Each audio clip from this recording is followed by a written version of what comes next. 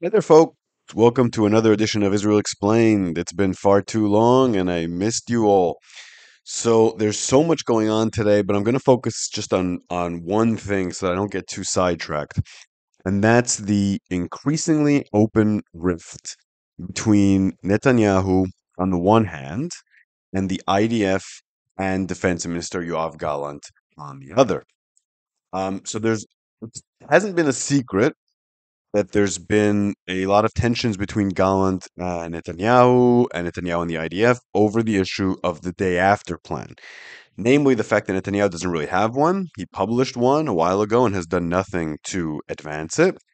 And Gallant believes that without that, there's absolutely no chance of winning the war. Netanyahu has mostly stifled debate over this issue in both the small cabinet and the larger cabinet, despite the fact that Chief of Staff, Defense Minister, Head of Shabak, Head of Mossad have all said that this is an essential thing that needs to be resolved. So Gallant has finally come out into the open to talk about why he objects to the lack of a day after plan and to very clearly show that he believes that having no plan at all will ultimately lead to an Israeli rule in Gaza, something that he believes is very bad for Israel. So here's some quotes from Gallant's statement. He said, quote, "The lack of decision is a decision in and of itself. There is a trend that is creating a de facto Israeli civil and military government in Gaza. It is dangerous to us. Israel should not be the civil government in Gaza. If there is no alternative to Hamas, there are only two choices: Hamas or an Israeli military government. They are both bad choices. Israel cannot govern Gaza. It won't agree to that. It will cost far too much financially and in terms of human life. I call on Netanyahu to announce that Israel will not rule Gaza.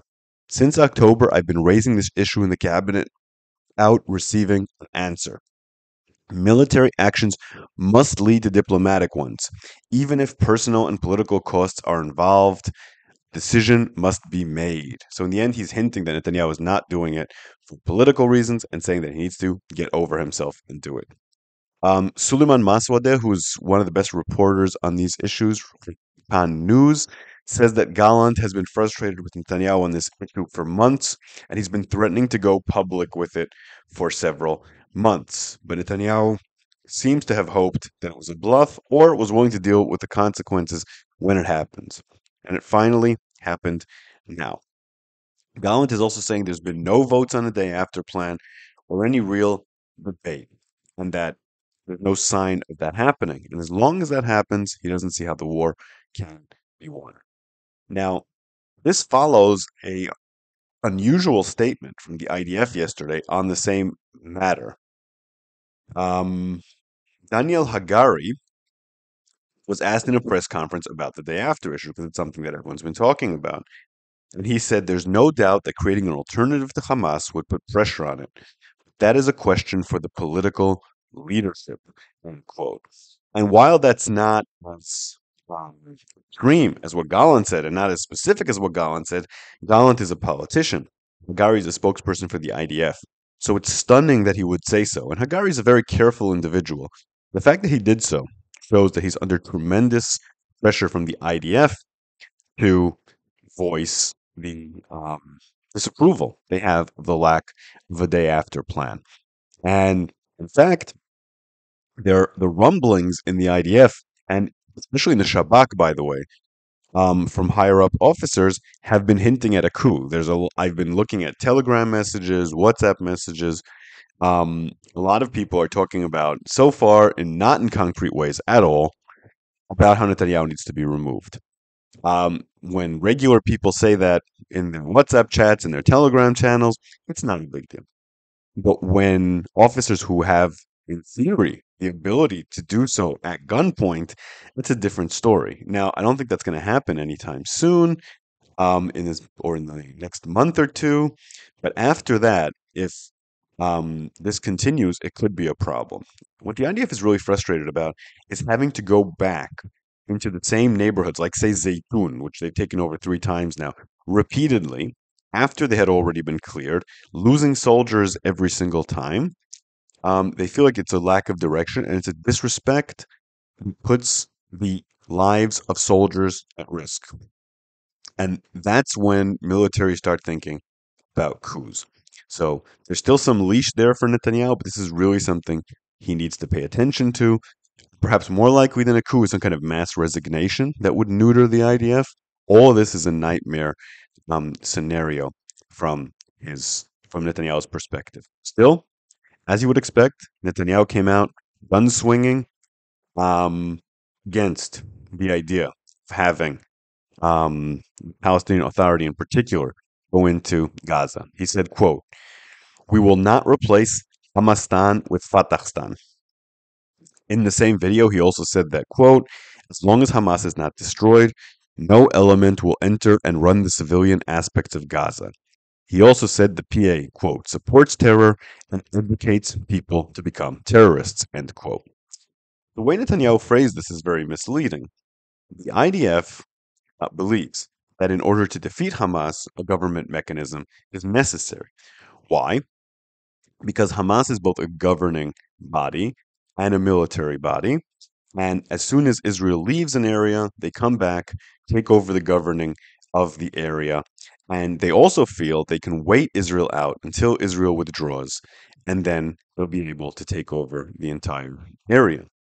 If Israel creates a alternative governing mechanism and stays where it is to defend it, then Hamas is actually losing control in the long term of cities and is more likely to come to terms. Netanyahu knows this, but as long as this whack-a-mole version of the war continues, the war won't end and he can stay in power. It's an intentional catch-22 where he says we need to defeat Hamas before we can bring in a government, but he's not willing to bring in the civilian government that will help beat Hamas. Meanwhile, in the right wing of the government, the expected reaction has occurred. Ben-Gvir is demanding Gallant's resignation. He says that what's outrageous about what Gallant said is he's saying that Hamas and the IDF government are the same, that they're both terrible, for that he's disloyal, etc., and needs to be fired. Smotrich, meanwhile, is saying that the government needs to pass a law saying that they will never allow the PA to rule in Gaza. That is also an attempt to cause a direct confrontation with Gallant. Both of them are trying to score points with their base. That has already marked Gallant as a traitor and someone that they really hate and want to remove. But of course, the IDF and the entire security system is behind Gallant. Gallant knew that this would happen, knew that this would come to those forces against each other. He's trying to force Netanyahu to choose between the IDF and Ben-Gvir. We all know what Netanyahu would choose if he has to. He will choose Ben-Gvir. In fact, he already has with the Fatahstan video. That plays well politically for Gallant. So there are definitely political motives for him. He wants to be seen as the politician who's responsible for October 7th, who did the most to fix it. And from the perspective of more moderate right wingers and people in the center, he's definitely succeeding, although he's very much alienating the right in the process. Now, Amit Segal, who's one of the best political correspondents in Israel, is saying that he's hearing from both camps that no one is going to resign or get fired over this. Gallant does not want to resign. He sees, um, from an ideological perspective, he believes that him being there helps run the war better than if he wasn't there. He also believes that him being there helps him get headlines that promote his political career by doing so. Netanyahu, meanwhile, doesn't want to force Gallant to quit because he remembers that when Gallant resigned during the judicial reforms, the entire country came to a standstill, including Ben Gurion Airport, and he was forced to back down. Gallant has a lot of support, and a lot of people see him as more in tune with the Israeli national interest. He's also from the Likud, so it looks weak if he can't control him. Now, I think that Gallant is 100% correct in what he's saying, but bringing it out into the open does have some serious drawbacks, especially in terms of the war effort. Yehia Sinwar is watching all this with great joy. He's delighted also by several other developments. The ICJ is going to talk about interim steps to stop the war on Friday, and my guess is this time they will issue that Israel needs to stop the war. He's delighted by the crisis in relations with the United States, including the delay of armaments. He's delighted with crisis in relations with Egypt. Anything that stops Israel from being able to form a coalition against him, involving Egypt, the US, UAE, Saudi Arabia, is great for Sinwar and great for his survival. And of course, the lack of a day after plan is also wonderful for him. And all this means that there's really no need to deal with Israel over the hostages. He can just watch Israel self destruct. And Ismail Haniyeh said that Israel has destroyed the chances of a deal right now by taking over Rafah. Taking over Rafah is part of the story, but right now things are playing into Hamas's hands. They know it, and they have no plans on making concessions anytime soon.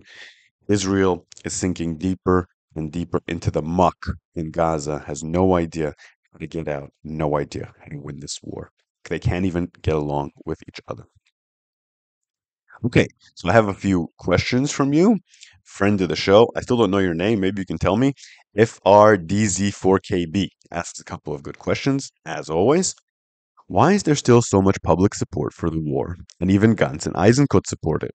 After 7 months, none of the strategic goals have been achieved, and there's no clear path to achieving them. Is it just psychologically challenging to accept that Israel was strategically defeated 2 times by a sociopathic terrorist in a tunnel?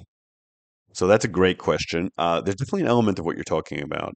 It's very difficult to admit defeat, especially when you have a lot of anger and frustration built in, especially towards someone you hate this much. World War One was an example of um, sides fighting much further and for much longer than they probably should have, considering the ability to achieve strategic goals. And they did it because there was a lot of sunk costs in there. That's definitely part of it. But there's something else. I waver between support and lack of support in this war too. I have zero belief in what Israel's doing right now, but it's so clear to me that if Israel did some things differently, that it could win, and that keeps the hope alive that maybe Israel could change this, flip the script, and get a victory. You're right that that's probably irrational on the part of everyone involved. Right now, there doesn't seem to be any sign of an actual change of strategy, and we don't even know that a change of strategy would change all that much. It would just improve things to some extent. Then he asked a couple of days later, the IDF is back in Gaza, talking about the extension of the IDF operation, which is right now has the most soldiers in it from the since the earliest stages. What will they tell the public when it turns out that they killed another bunch of hostages with their airstrikes? Israelis always say the hostages are the highest priority. IDF operations put their lives in great danger without any end game for the war. How can anyone in the IDF live with the situation? They failed them on 7/10, and every day since then, as has the state of Israel. Oof, you're asking some tough ones today. Okay, so as far as the hostages are concerned, there is a bit of a reason for optimism, or a bit more reason for optimism than you're showing here. Israel has better intelligence right now on where the hostages are. That's because they've improved their own intelligence gathering and because they're provided intelligence by the United States and other foreign intelligence agencies. And also, another reason for more optimism is they're not bombing areas in Rafah quite as severely and indiscriminately as they did in Gaza City and in Khan Yunis in the past when some hostages were killed. As for the failure, I think the IDF doesn't feel that much that they're at fault for not rescuing the hostages. That's more a job for the government. Certainly, the IDF feels like they haven't been able to rescue enough of them, but they know that a deal ultimately isn't up to them. It's up to the government. And they've encouraged a deal far more than the government has. Cratchit Guyman asks, so now that the IDF is positioned around Rafah, should we expect more raids to rescue hostages like what happened with the two old Argentinian men? Unfortunately, my guess is no. It's not impossible that that could happen. But I think because Israel has broadcast that it's going into Rafah for such a long time, Hamas has taken precautions. What are those precautions? They've moved a lot of the hostages out of Rafah, so they're not there. Hostages that have remained, they're probably set up in such a way that if the IDF gets near, they can be shot. might be booby trapped.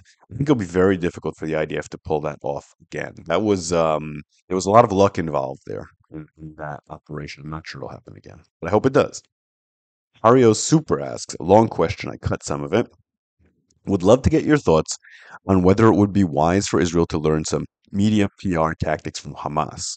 Instead of shredding the UN Charter and taking losing positions like denying the possibility of future statehood for the Palestinians, Israel could follow Hamas's example and take the front foot by unequivocally announcing a one-sided agreement to an official Palestinian state alongside Israel. They could agree that the state would be demilitarized, free of Hamas, release all the hostages, and be controlled by third parties such as Saudi Arabia and UAE. And it goes on that way. It would portray Israel as the peacefully willing party that is willing to negotiate and recognize a Palestinian state while putting Hamas on the defensive, and will be seen as the only blocker, similarly to what Hamas attempted to do with Israel. So, yes, I think that would be wonderful. Israel would be able to go on the offensive diplomatically by seeming more reasonable and wanting to have a Palestinian state. And there's no downside because then if the other side says, okay, let's move towards Palestinian state, then you start negotiations, which might eventually, God forbid, lead to peace. But Israel isn't doing that. And you talked about how Gilad Erdan, who's a Likud member of Knesset until recently and will be again, dreading the UN Charter. And that moment was emblematic of Israeli public diplomacy. That was meant to play back to the crowd at home.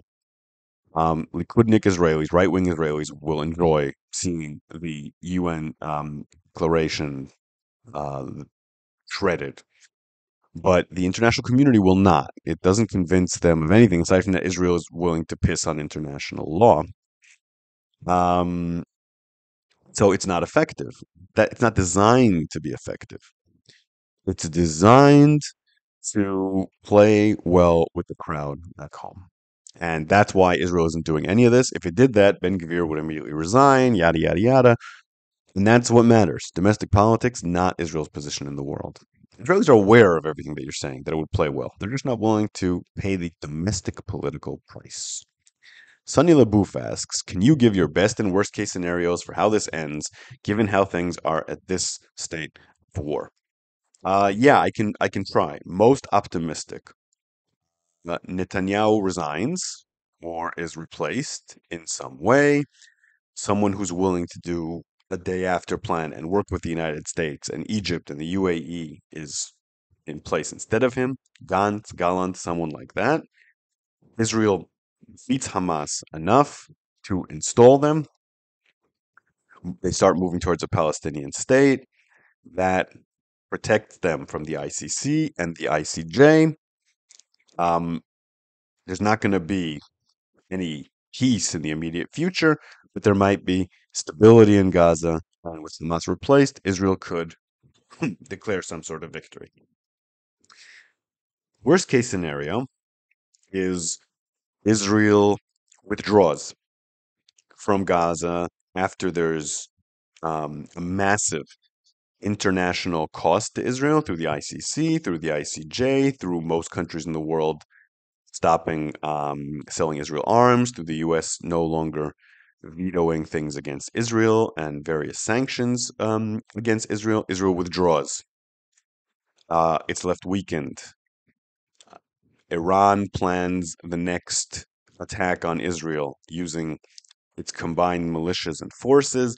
And the next time around, Israel gets no support from the United States or the international community and is so divided because of the way that the government handled this war, judicial reform, um, the enlistment of Haredi men, and so forth, that it's increasingly unable to divide itself, collapses under its own weight, and is ultimately destroyed.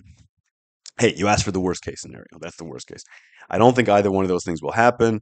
Israel will muddle through somewhere in the middle, but the most likely thing right now is the Israel situation after the war will be on every front significantly worse than it was before. It doesn't mean it's going to be destroyed, doesn't mean it can't make a comeback, but that is definitely news. So, as usual, great note to finish things on. If you like what I do here despite all my bad news, consider supporting me on Patreon at Shael Media. Also, I'm going to release tomorrow an episode of my history podcast on Saul and how he was the king of a powerful kingdom in the north, and history and the Bible don't give him his full due. So, thank you for everything, and I will see you here next time.